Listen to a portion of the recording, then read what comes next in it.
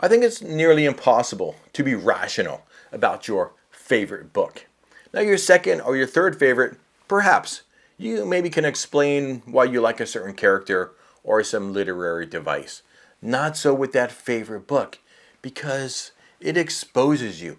It reveals something about you. When you read that book, it moves you, it makes you feel something.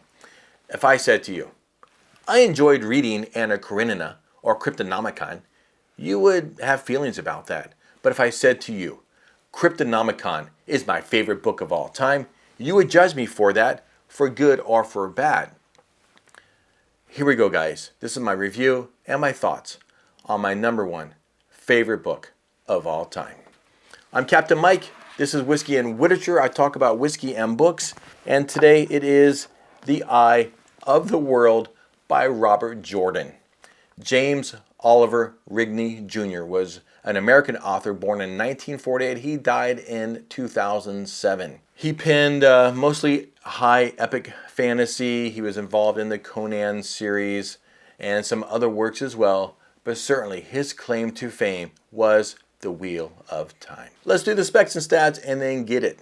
This has 4.19 stars on Goodreads with more than 565,000 plus ratings. This has 4.6 stars on Amazon with 43,000 plus ratings.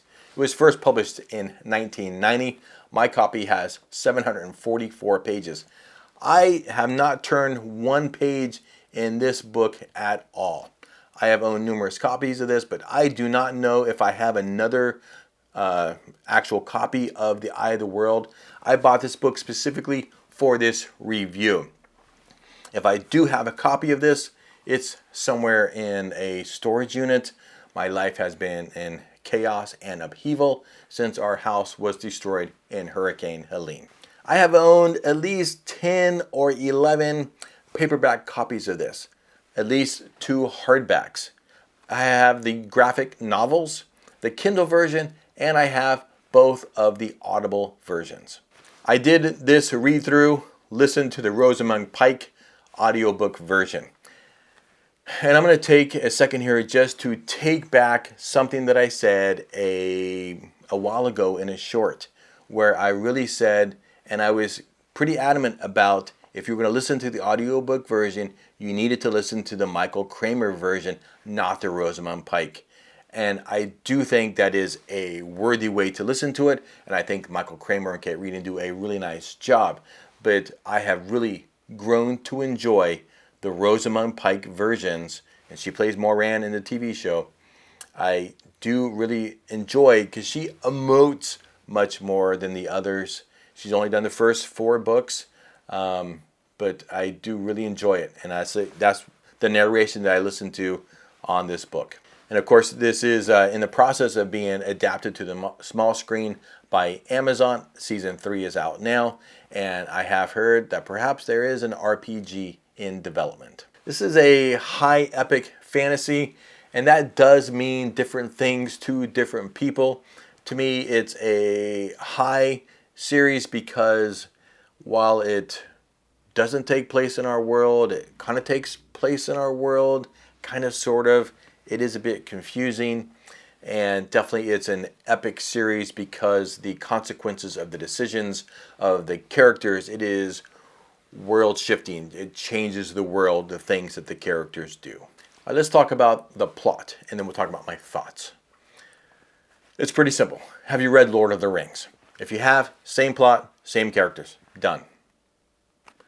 Just kidding. In a world of kings and queens, Emmons Field is a quaint village in the back end of nowhere in the shadows of the misty mountains with shepherds shepherding. 3 young village boys, they have their lives upended with the appearance of strangers. In this age, called the Third Age by some, Sidar, the female half of the One Power, is channeled by the Aes Sedai. Moraine Sedai comes to Emmons Field and tells the 3 boys that the Dark One seeks to use them, and that for their safety and the safety of their village, they need to leave with her. So they do so, and they ultimately end up fighting Beelzebub at the Eye of the World. Between Emond's Field and the Eye of the World, they are chased by the Dark One's minions, both humankind and not. They go through scary forest, desert plains, and an abandoned city. They meet a queen, a smuggler, an ogier, and the Tinkers. They are separated, and then they come back together. And ultimately, at the Eye of the World, the Dragon Reborn is revealed. And thus ends the first book of the 14 books of The Wheel of Time. Now, you only have more than 10,000 pages left to read to finish the series. That's all I'm going to go about the plot. It's more about my thoughts and what do I think about the Eye of the World. And I know exactly what you're thinking. You're thinking that there's nothing about this book that's original. It is the tropiest fantasy series that ever troped the tropes of fantasy series. It's a cliche of cliches. It's nothing but Lord of the Rings fanfic writ large. And you know what? I agree with all of the criticisms, or at least I think they're valid. However, that does not change the fact that this is my favorite book of all time. I've read this book at least a dozen times. It is the second most book that I've ever read in my life. And while this book, it can stand on its own, the power of the Eye of the World comes with the reread. And I don't mean just this book. I mean the reread of the entire series. Now, I don't remember my first read-through, or my second, or my third. I first picked this book up in 1995. So it's been 30 years that I've been reading this series off and on again. Usually when I would go through and reread the series, it would be either before I heard a book was coming out. It was coming out, so I would read the series so that when the book came out, boom, I was caught up. And then there were extended times between books. I'd feel a little itch, and I would just go ahead and just burn through the series again.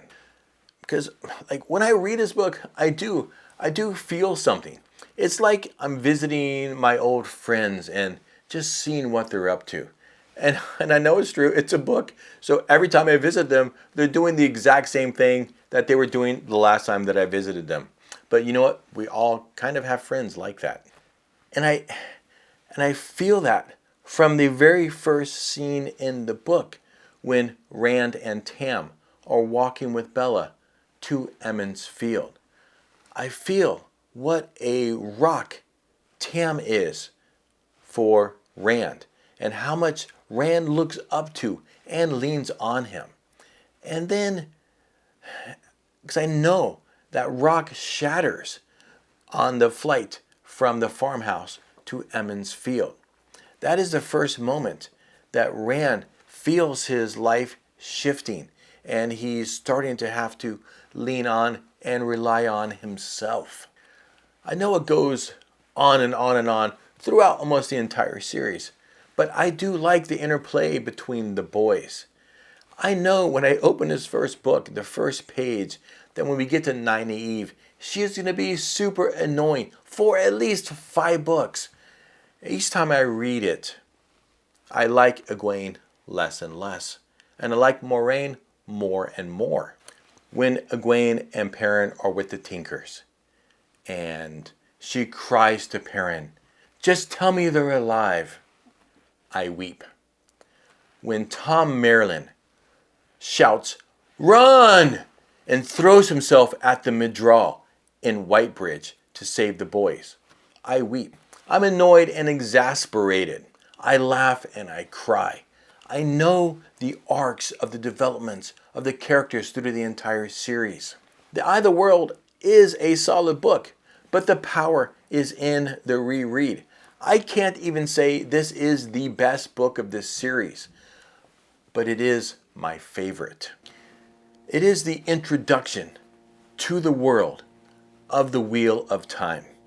I get to go back and visit and see my friends before they went through so much, before they changed so much, they saw and they did so much. They're still innocent, and you know what they're going to go through. And so all those little interactions that leads up to that, I know it's coming. And so it does affect me every time I read it. I don't have any Wheel of Time tattoos. I haven't been to Jordan Con. I don't have a Heron Blade replica hanging on my wall somewhere. I don't have a t-shirt that says, "Welcome to Hinderstap," or a Trolloc Fist sticker on the back of my truck.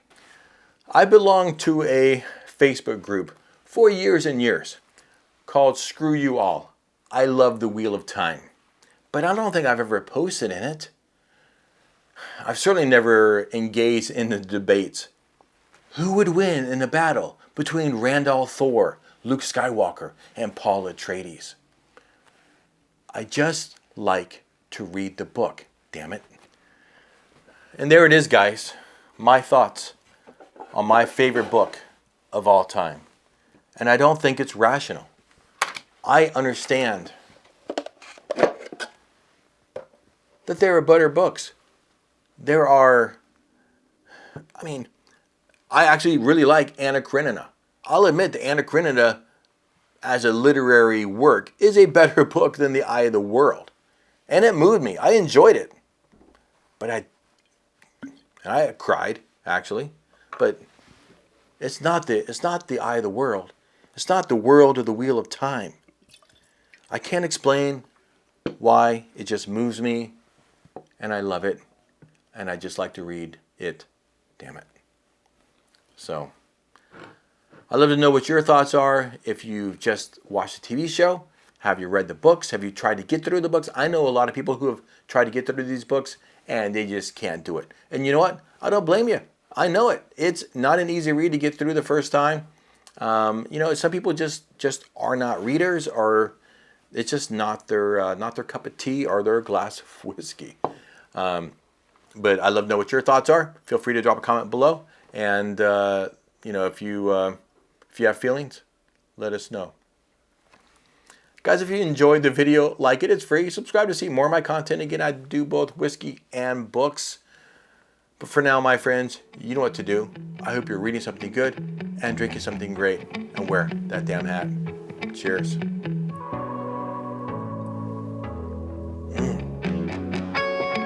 That's good.